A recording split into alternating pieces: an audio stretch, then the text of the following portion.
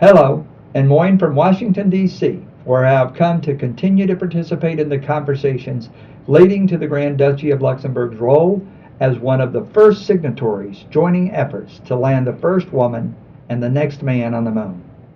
It is somehow fitting that I would stand in the very same spot I did over 2 years ago when I started my tenure as the 23rd ambassador to the Grand Duchy of Luxembourg. And I said this: while never forgetting the important lessons of the past, Luxembourg looks toward the future, the stars. Luxembourg has emerged as a leader in the space sector, and I look forward to strengthening U.S. and Luxembourg collaboration to develop the technologies of the future together. Today, we strengthen the U.S. and Luxembourg collaboration in space, and when we watch in a few years, when the next astronaut sets her foot down on the moon, we can all collectively say, we did our part to help her get there. That is the magnitude of what Minister Fayot and NASA Administrator Jim Bridenstine have done this week. As many know, the United States is preparing to send the first woman and the next man to the moon by 2024 under a program called Artemis. The goal is not just to return to the moon, but to maintain a sustainable presence there. This will be a colossal effort requiring the cooperation of many countries along with the NASA, the European Space Agency, and the United States. The Artemis program will be the greatest example of international partnership in space history. Not surprisingly, the world wants to be part of such an enterprising effort with implications reaching the very survival of the people on this planet. Yet not everyone could be among the first to be part of such a bold undertaking. Luxembourg is not new to space, certainly not new to bold steps, and it is appropriate that it would be among the first. But the U.S.-Luxembourg collaboration is relatively new, beginning just a couple of years ago with the Space Memorandum of Understanding, which United States Secretary of Commerce Wilbur Ross signed in Luxembourg when then Deputy Prime Minister Etienne Snyder. Since then, we have continued our collaboration and worked with a series of efforts culminating now with this historical achievement. As the United States Ambassador to Luxembourg, I take personal pride that NASA and the United States Department of State selected Luxembourg as one of the first 5 countries in the world to help draft and shape the historic Artemis Accords, which represent the standard for international behavior on the moon, Mars, and beyond. When we again reach the moon, we will bring with us our principles of responsible behavior. These principles, which are derived from the Outer Space Treaty of 1967, are laid down in the Artemis Accords, which Luxembourg and a select few other countries have now signed. Any country that wishes to participate in the return to the moon with NASA must be a party to the Artemis Accords, and Luxembourg is showing itself to be an important player in our efforts to return to the moon.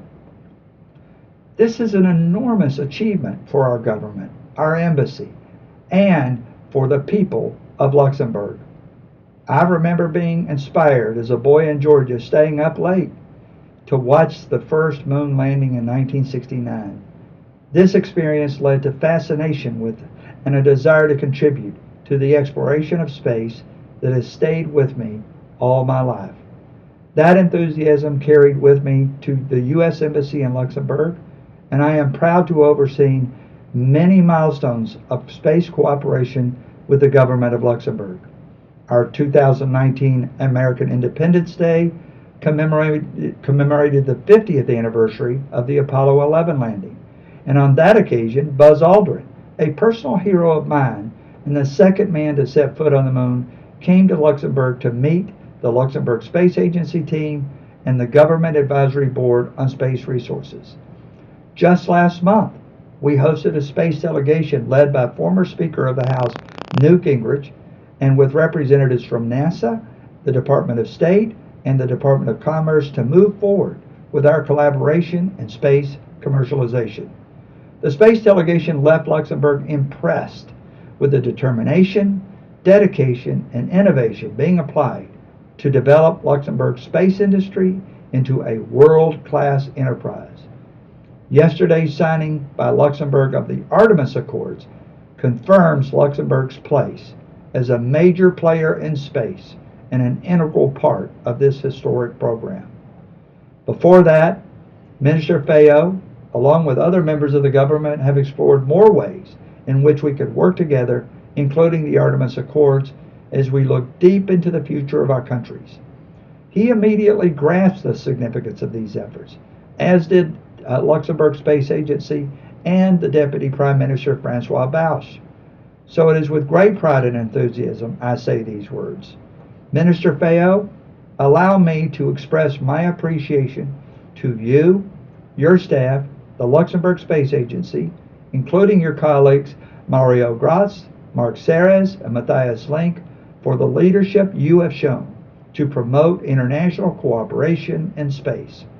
Congratulations on being selected to the first group of 5 nations responsible for creating the Artemis Accords. In just a few years, your country has demonstrated remarkable foresight and innovation by creating a space agency founded upon commercial opportunities in space that will benefit all mankind. You have made Luxembourg an internationally recognized leader in space resources and space policy, and it's been an honor to work with you on behalf of the American people to achieve our shared goals in space. Thank you for joining the United States to create the Artemis Accords and ensuring the responsible return of humankind to the moon. It will enable another generation of boys and girls to likewise be inspired to dream and see the possibilities of space exploration, in seeing a new generation of heroes, both men and women, step foot on the moon. From this day forward, we can collectively say we helped make that happen.